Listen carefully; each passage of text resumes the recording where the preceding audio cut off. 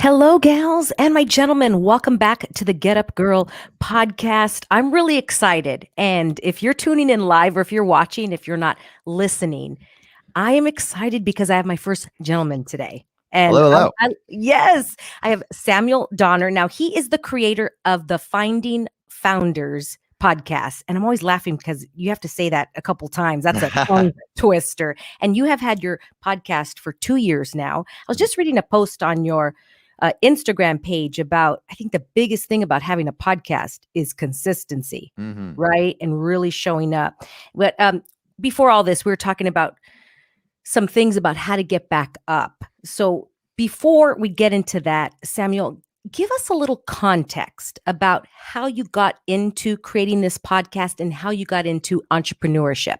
Yeah. So, I've kind of like always been surrounded by like creativity and entrepreneurship. But I think, when I really got into it when I was at UCLA. So I was studying mechanical engineering and really not liking it. And I discovered that I really enjoyed making videos. And so I started just making videos on YouTube, posting them just casually. And then eventually I got like a media scholarship to study abroad in Australia. And that was kind of like, oh, like I can do stuff creative and like creative things and projects and maybe get a little paid for it. And then I started doing freelance video, eventually worked up to a contract with Netflix. And that was like a realization like, okay, I actually can make money doing a creative field. Yeah. And so, but like I enjoyed video, but I wanted to apply those editing skills that I've been learning to a different medium, a medium that was new and that was growing. And I had discovered podcasts a few years before and realized I really enjoyed listening to those. I'm like, well, what if I applied these newfound editing skills to podcasting?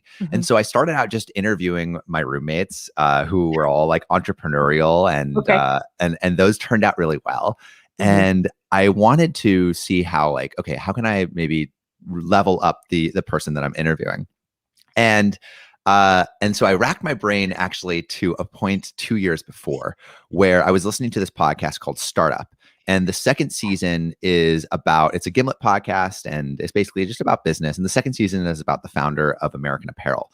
And I was listening to it and there's this throwaway line where the host that's doing the show is like, this guy always answers his phone. And I'm like, oh, there's no way he always answers his phone. And so I find his number online, do a little bit of sleuthing. I call him up and then it's like ringing and then he answers. And I'm like, wait, I was not prepared for it at all. And I was like a sophomore at the time. And so like, oh, can I have like an internship? You were recording this with the camera. I wasn't because unfortunately I wasn't doing podcast stuff at that time. But I did remember that conversation that I had with him. And I also was keeping in contact with him throughout the next couple of years. And so when I thought, okay, who should I interview next? I texted Dove. And so after that interview, like it went super well. It was very, very interesting. And after that interview, I feel like I could reach out to anyone and talk to them. And so from there, we interviewed the founder of Soylent, Ease. We just did Masterclass. We did Dave Asprey recently. We've expanded the team from initially just me to 10 people to 20. Now we're around 35 and doing recruitment. Yeah. And then people. Yeah. It's grown quite a bit. And now we do also live events, which we have a live event actually coming up tonight on biohacking. We develop IP for TV. So like we create podcasts that we sell to like Amazon, Netflix, stuff like that. And then we are doing our own series within Finding Founders. We did interviews in Puerto Rico recently. We're doing a series on drug dealers. And then we're also doing a series on LSD, the founding fathers of LSD, which should be really creators of LSD. What do you mean? So like one of the people that we talked to, this guy named Douglas George, was one of the first people to synthesize LSD and distribute it. And so he turned on Owsley, who is like a really big figure in the LSD community, the psychedelic community. And then he did acid with the Beatles and the Grateful Dead. And Samuel, how old is this guy then? Because he's old. He's I was going to say 80s, 80s something. Yeah. How amazing is that? Okay, well, two things, but I want to go back to the biohacking because I am completely into biohacking. This is my last 2 years because I have the virus, Epstein-Barr virus, and it lives in the body forever, and it just kind of like will be dormant. It's similar to like lupus and things like in those families, right? So I have to continually do stuff all the time. So what is it that you're doing with the biohacking? So we're putting on, we've done a couple interviews with some biohackers. One of our first ones was this guy, Mac Davis, who is essentially creating a company around immortality and trying to find some of the secrets of that. And he actually just texted me today. I think he might be closing in on a round of funding from a very well-known person within the immortality seeking community. But he, so I did an interview with him and really like was super interested in that whole world. He's working with follistatin, which basically is like you inject it and it changes. The simplified version is it changes your genes to allow you to grow muscle mass better and faster, and then also that leads to longevity. And so that was my entrance into it. And then we decided after doing an interview with Dave Asprey, who's the founder of Bulletproof Coffee, who also has a very interesting undercurrent of immortality research. We decided, let's do an event around immortality. And so we invited a couple friends at the podcast. We invited this woman, Liz Parrish, who's doing, she's doing like medical tourism for like FDA or kind of like non-FDA approved drugs and therapies that do life extension. So she'll go to another country and say, hey, this human testing work is working over here. Let's bring it back to the States. And then we're also having Michel Poulain, who is the creator of the term, and he did the founding research on blue zones, which are the places around the world of the largest concentration of centurions. So basically people who lived over 100.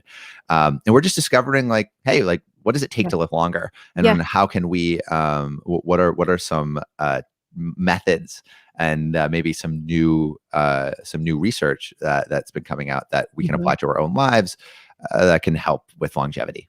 Yeah, right now I'm doing ozone IVs where they take the blood out and then they oxygenize it and then put it back in your body, things like that. I would love to have an oxygen chamber. Like, how is that? It's interesting. It takes about an hour, and they take out your blood, and the blood is very dark. It's like purple. And then they'll go in and they churn it. And then as it churns, it comes back and it's like really red. And then it goes back in your body. Now, it's pretty pricey. So I do it once a month. But, J-Lo, people of that nature, they will do this weekly, Is that similar to like what doping, like with like cyclists, where they would like take out their blood and like freeze it and then like inject it later? Probably the same. Yes. Okay. Because I guess it's like sperm. You're taking it out. It's the younger blood. You freeze it. I don't know. And then, so the more often you do it, Samuel, the blood will be red more often. So if you take out your blood and it's more purple, then that tells you that it's not oxygenized, that you're pretty much like, frailing. But the more you do this, and the first time when the blood comes out and it's more red, then you're like, you're going to be feeling better. Interesting. Are you noticing the effects? I've only done it once. I have an appointment this week, but again, so now I'm going to be doing it monthly for this whole year. So like I bought a whole package. So we're going to see. Now, when I did it that time, I did feel better because I was dropping a little bit, but I do monthly shots. I do all kinds of other IVs, so interesting. Yeah. But one thing with biohacking, it is pretty pricey, meaning like you got to have some money. Like, I don't know if you've watched Justin Bieber's. He has lupus and things like that, but he has an oxygen chamber in his house. He just is like a Mr. Biohacker. And he says, he's like, yeah, this is not cheap, but I think that's actually something that one of the people we're talking to, they're trying to address, because they don't want longevity just to be isolated to the wealthy. And that's a really big problem that's going to come around the corner pretty soon as these longevity medicines get better and better, and like these treatments get better and better. There's just going to be like really rich people living hundreds of years, and then all of us poor people are kind of just going to be doomed to die early. And so how they're trying to structure that is one of these guys, it creates this pod. It's it basically oxygenates the body through nanobubbles, and these pods are like $80,000, right? Wow. But you can buy portions of it, and then if you buy a portion of it, you can still like utilize some aspects of the device, but you also have stock and like equity in the company. Okay. And so he's trying to structure it in a way that you're buying into this vision of the future, and you have stake in that future, and thus, because it's maybe a little bit, I guess, he uses the term like decentralized, like a decentralized business model, because it's a little bit more decentralized. Maybe it won't be just in the hands of the wealthy. And so company structures like that, I think, can be pretty interesting to play on. I really like that structure. So like a pod, but you just won't have it at your house. You're going to have to You can buy the whole thing at your house, but it costs $80,000. But you could buy parts of it that will offer like benefits for maybe just parts of your body. So like, just using it for your hand, or just like, smaller sections. Interesting. Well, I'm hopeful for the future, because I remember in the 80s when Michael Jackson used to do this and they thought he was crazy. That's crazy, right? And now it's so normal. Like, oh yeah, I have an oxygen chamber in my house. Yeah, I think it's definitely coming into the mainstream, but people still think it's weird. Like Dave Asprey has all these odd methods and rituals that he does, and people still think like, oh, like that's kind of weird. Like he wears like these like certain sunglasses, and he does like the infrared bathing or saunas and all that, right? And some people, I think, still think it's still a little fringe, but I think that's usually what like the cutting edge looks like. Okay, last thing on this thing, because I'm just so intrigued by it. Have you noticed anything else besides these big apparatuses? For example, laughing more or having more sex, that people are living longer? I mean, really, like, and this goes back to the Blue Zone guy that we were talking about. He's going to be the last speaker at the event tonight. Oh, that sounds amazing. Yeah. He was talking about like, so what he did is he essentially traveled the world and looked for the places with the oldest people and talked to them and track their diets and their like physical activity. And some of it's really like simple advice, but like a lot of it comes down to diet. So eating things that are natural to the environment. So like not eating strawberries year round, because that is unnatural. Like only eating things that are seasonally, and also starting early. Like if you can't decide to live to 100 years old when you're 50 or 60, right? It has to start as early as possible. And then you have a greater chance of doing that. Also like natural movement. So not sitting in a car, standing. It's really, it's like the thing that's interesting is there's this very there's like these two sides of biohacking. There's almost I don't want to use the word extremist, but I'll use it just for lack of a better word. But like the extremists that are like, okay, like let's see how we can push the body and let's experiment as much as possible. And then there's people who come from academia that have been studying longevity, like Michelle, and like he's just looking at these older people and saying, hey, like the secrets to longevity are not really secrets. It's like move naturally, be like exercise, it's eat natural ingredients, eat from your surrounding area, and don't have stress, and just like love more, because the people that are the most like loving and caring in those communities are also the ones that live the longest. So it's these two like opposing sides, or not opposing sides, but on a spectrum of like how one can live longer. There's all these new therapies that are coming out, and then there's the ancient wisdom that's just been just like, this is how the human body should operate. I really like that, because just last week I was journaling and I never hit me before. That was the first time I thought, I would like to live to be 3 digits, where I never really thought that before. It was kind of like out, and now I'm going, like you said, start early. So that's been in my world lately. Thank you for that conversation. Okay, now let's go back to the 30 in your team, because that is phenomenal, and not all, one space. Now, there was one time you said that somebody left your organization, and was that person pretty close to you? And then how did they leave? Because I've had that. So a bunch of people, like there has been churn, but like I think initially when I was starting out, it was like a solid group of like 5-6 people, right? And there was someone who had started from the beginning that was the editor, that basically like was the first person I brought on the project. And we worked super closely. He was someone who helped build out like the initial beginnings of that team. And when he like eventually like it kind of almost kind of suddenly he's like, hey, like I have to leave.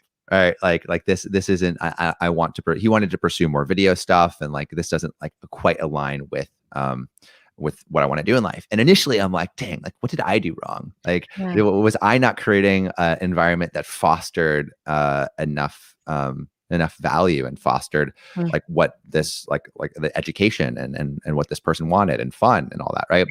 And so the first like couple people that would leave, I would always have that conversation with myself, thinking, what did I do wrong? And maybe it's just like the amount of times that it's happened that I've been desensitized, but I think it's also like the self-talk that I'm starting to have with myself. It's like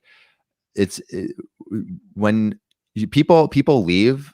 When people leave, it's actually a good thing because what you're doing, and especially if you have like I think an intense culture like we do, like that really values like really good work and accountability. It like that intense culture acts as a natural filter, and so the people that are that subscribe to those values and adhere to that vision and want to see that vision succeed are the people that you want to keep. And anyone that doesn't, like the actually harsher that environment is for the people that don't fit that. And the quicker they leave, the better it is for your organization. And so now what I'm thinking more as is like building in maybe a little bit of redundancy. So when someone leaves, like it doesn't really affect the organization. But also just like not taking it so personally and saying, hey, this is part of the process. And each time someone leaves, we get like 2-3 more people that actually stay on and are better and are a better fit. And so that's the twist that I've been trying to adopt more recently, and I think successfully so. Like right now, like I actually had a person leave yesterday, right? And it doesn't faze me anymore. I'm like, okay, that's fine. Like, all right, we have a 2-week transition period. Let's get the next person in there, and then we'll do another round of recruitment. And it's like it's all part of the process, and we are actually pumping out more content, doing more events, doing more work than ever before. I could so relate because, being in business owner for over 20 years and the first couple that left because we were so tight and really become like a family. And I took it personally, just like you said, like, what did I do wrong? It's almost like a boyfriend that's leaving me, like it's like a divorce, right? Yeah. What did I do? And I feel like I could have changed it. And just like you said, somebody will come in that's better. For your culture, Samuel, do you have your core values and are they written out or anywhere for them to see? I mean, we do kind of have a manifesto, but really what it comes down to is like accountability. And like accountability, I think like spreads to a bunch of things, like accountability to yourself, to your team members. And like each person is just so integral into the process. Like we don't have no one in the company is like not doing it like anything. And also each person is very interdependent on each other. And so I think what that does is that accountability creates value within that individual. Like they know that their work is important because if they don't do it, then it can screw a lot of things up, right? And so they know that there's value, and I think accountability is one of those values that I've really tried to drive home, and I think we're doing a pretty good job at that. And like obviously there's others, and like work ethic, and I think there's a lot of empathy within the organization, and a lot of yes and with ideas. Ooh, I love rather that. than like, oh no, that idea is stupid. Usually it's we feed off each other's energy. There's a lot of ownership over projects. Usually we actually have a fund that for people to try out new projects. So it's like, hey, like I want to learn how to animate. And I'm like, cool. All right, let's try doing some animation videos. Here's some money towards that project. Or I want to learn how to do design and make some stickers to do some like guerrilla marketing around different like school campuses or around neighborhoods. And I'm like, yeah, that sounds fun. Here's some money to learn how to do that and actually enact that. Or like most recently, someone wanted to learn how to use Facebook ads, and I'm like, sure, like here's someone in the team that knows a little bit more about it. Pair up with them, and here's a budget to explore that idea. Wow. And so I think that like the ownership, the accountability, the empathy, all ties together into what we've really built, and it's awesome to work with. I love that. Did you, Sameul, set that up on purpose where the accountability, for example, there's not a bunch of different lanes, like they have to work together? Was that intentional? I mean, like, yes, but I don't think I initially thought of it like that. I think I just knew I wanted everyone to feel valuable and to make to also just to have a production process that is churning out content like weekly. You have to have this assembly line kind of going on. Yeah. And so at any one time, because we release 2 episodes a week, at any one time we're working on between like 8 and 12 episodes, right? Between the team, and because we have that assembly line process, like each member is dependent on the previous person in that assembly line to finish their work. And so like I think it came out of necessity, and I also think that's like how I like to operate too. So I imagine a little bit of my personality is infused into that process. Got it. I kind of think of like the cartoons when they pass the little thing, like, oh yeah, it goes across. Yeah. And if one stops, then it kind of gets that assembly line. I really like that. I'm thinking as you're talking, for entrepreneurs that are out there listening, Sameul, or somebody that's like, I want to start a side gig or something of that nature, but they're afraid to hire. What's something that you would tell them? I would say like figure out the process yourself and don't hire. What I've always done is I try to understand as much as I can about all my processes, and then hire when I get overwhelmed. Yeah. And so like for example, we're working on this this podcast for TV right now, and we're trying to finish it up. And so we've written out scripts, we've edited it a bunch, but I'm realizing, okay, like if I want to finish on deadline, I need to hire a couple more people. And so we recently brought on 2 more people to the project. Just because like I know each part of the process, I know how to put this together, but I just need more help. And so I think especially for like newer entrepreneurs, having an understanding of that process first, and then hiring once you're overwhelmed, has been my philosophy, and I think it's allowed us to expand a lot, and also has ensured that I don't have too many blind spots. Because if you just hire out without understanding what that process is, you can easily realize like, okay, wait, I actually maybe didn't need that, or you can get screwed over in pricing, or you can just realize, oh wait, that's actually not good work. Like you need to know that one of the most important things I think leading a team is like, what is good work and what is bad work. And if you don't know what that is, you're not going to be able to direct people, and you're not going to be able to hire and fire well. Yes, 10x, yes. How many organizations have I been in, like a volunteer?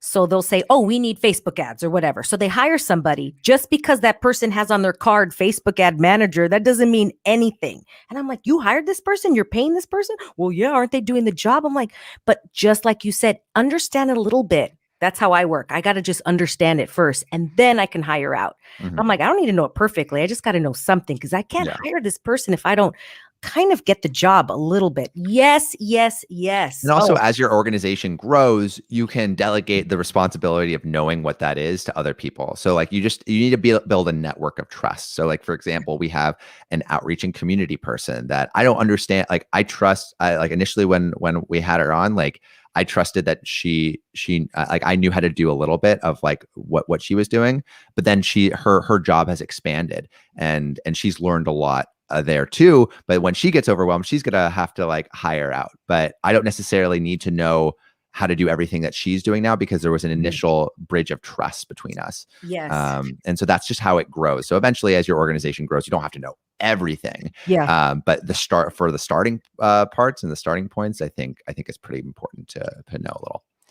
Kind of reminds me of my parents growing up. Like they didn't know everything I did, but their nose was in it, and they're like, "I'm watching you. I know. I'm not stupid, you know." And I knew I couldn't lie to them. It's almost, but my parents trusted me. I trust you. You're going to go out there. I trust you. You're going to make wise choices. And that's how I see when I hire people as well. How long have you owned your business? We've been running for like about 2 years. Yeah, God, that is so great for 2 years. What's the biggest takeaway or the biggest learn? I think like a big one is just consistency. I think how it started out for me is, and also just not just like consistency in like the nebulous form, but building processes in which consistency can thrive. When I was initially starting out, and then this was before we delved into monetization. This was just when I was like editing a podcast. It was really inconsistent, just because I would feel like as a creative, I would have to wait until inspiration hit to edit, and that is a terrible way to go about trying to do consistency. Melting. Yeah. So like what I learned is, all right, how can I build consistency? Well, first for myself, right, make a schedule. So that was that first point. But even that, you can be like, oh, like who's gonna care if I don't actually enact this schedule, because it's just me. And so something that helped, and something I think I really enjoy, is just working with other people. And if I'm working with other people, not only will I join the process more, but I'll also be having someone holding me accountable. And so really quickly, I brought people onto the project, and those people were like, okay, like if I don't get my work done, they can't do their work. Yeah. And so that's like the kick in the ass that you need to actually finish what you need to finish, so other people can finish what they need to finish. And I think that's kind of where that assembly line process came from, is a need to provide parameters for consistency. I completely agree, because I hire people that have the skills that I don't have, and I give them permission. Tell me, because I'm such a visionary, and I will get out there, and you got to bring me back in and have me do my zone of genius, and you do your zone of genius. I don't know if you've read the book, The Big Leap, but he talks about, the zone of genius. Yeah. Oh, what is your zone of genius then, Samuel? Like, you're the thing that you do the best out of the whole organization. Yeah. I'll touch on that in a second, but I just realized you're wearing a Bulletproof Coffee shirt or Bulletproof Mindset. Oh, very okay. Close, very close. Is that Dave Asprey, or is that something completely different? Yeah. Oh, okay, cool. That's awesome. Bulletproof all the way. Yeah. So I think like where I really shine is, I think, understanding how people want to grow and learn. And something that I was actually talking to one of our editors about is like, what's the vision that you want for your future? And then how can I, and then like asking myself after I hear that answer, how can I best enact that vision for you? Like, how can I help you do that? And so I think like I'm really good at aligning incentives. So like, obviously I want people to do work in the organization, but people don't do good work unless they can see something in some way there in which they're going to grow or achieve their dreams. And so I try to understand and like really, really understand what are the like my team's goals, and then how can I align my personal goals with theirs. And then that's like rocket fuel for people. Like, if you can find that alignment, you're going to have people that are going to perform like 2 times, 3 times, 10 times better if you were just saying, do your job and do it well. It's almost like they're in a dark room and they can't see the light or where the light switch is. And they're like, we don't know where we're going. Those were some of the big mistakes that I made. I never gave them an end, because I was like so old school of like, just do your work, like you said. Gosh, so good. I had a question and I totally lost it. But okay. I lost it. It was so good. Anyway, okay, I'm going to go with a different question. Well, when it comes to business, Samuel, what is the one thing that you've learned working with employees besides what you just said? Because this is the thing that intrigues me. I'm like a high functioning introvert, right? As a leader. So I do better when I'm by myself, right? So anybody else listening like that, it seems like you love a team, right? What's the one thing that you've learned working with employees besides what you just said? Because I would love to take notes on that. Yeah. I think, I mean, it kind of would go back to probably like accountability and ownership. But more than that, I think it's like there can be a need for people who are in positions of leadership to feel like they have to own every part of the process or have their nose dug into every part of the process. And it's important to give a little bit of like leeway for people to explore, and not say like this is exactly how you should do everything that you need to do. And an example of this is we do social posts, and we have a design team, and I was like blown away where I said like, hey, like this is like, here are some general parameters for this asset that we want to create, but like please feel free to make it your own. And like just allowing that departure from, or a slight departure, or I guess room to explore within a given task or within a given project, people will infuse their own creativity and their own vision into it. And again, like that's where that aligned incentives come in again, because like you have someone that's pouring part of themselves into this project, and then it just makes everything better. And then it also will probably lead to things that you didn't even imagine were possible. Like another example is we've been exploring Clubhouse a lot. And one of the team members was tasked with exploring what we could do there. And she came up with amazing ideas because there were loose parameters given. And there was trust that even though the parameters were loose, she would find like her way within those and actually explore more productively. And so you can't give that to everyone. Like you have to really look at people and say like who needs strong parameters and who doesn't. But if you notice that people like I think what you start with strong parameters, and eventually you loosen them up as that bond and that trust builds. And so I guess to summarize is start with strong parameters and then loosen them up so people can infuse their identity into projects and tasks, and then just create better work. That's really helpful. Okay. When you give somebody something to explore, with that one girl that you said with Clubhouse, what is something that you tell her, or how many hours or days? And then you say, come back to me with ideas, or you say, come back to me with already like an SOP, those operating. Usually what it looks like is there's an initial meeting that we kind of have some brainstorming things where I share some of my ideas, what this could look like, and they share some of theirs. And then we just schedule a meeting for either like, a couple days out, a week out, depending on the timeline. And then that's where they say, okay, this is what I've discovered. This is the actionables that we can implement. And then we just kind of run through it. And I would say like, okay, I really like this. And I'm like, wait, what if we added this to here? And that's, again, another brainstorming session. But ultimately, I try to give as much ownership and decision making a power to the people who are spearheading certain projects. I like that idea because I think, I know I'm doing that with my team, but I'm not articulating it the way you said it. So I think if I articulate it more, it's like I'm doing it, but not really telling them I'm doing it. But I think if I actually say, let's talk about this, you have a couple days, we're going to come back and I want you to tell me. Yeah. I actually try not to make decisions, honestly. Like I try to come to decisions with other people. Yeah. And I think that I really enjoy that leadership style. I think it's a more empathetic leadership style. And I think it's one that actually fosters more creativity and ideas. Obviously, it's not going to work for every industry, but especially if you're in a creative one, I think that is one of the strongest leadership styles. I like that because I just realized I had an aha. I'm doing that, but I'm not saying I'm doing that. I'm like energetically coming in like I'm making the choice, the last decision, but really we're doing it together.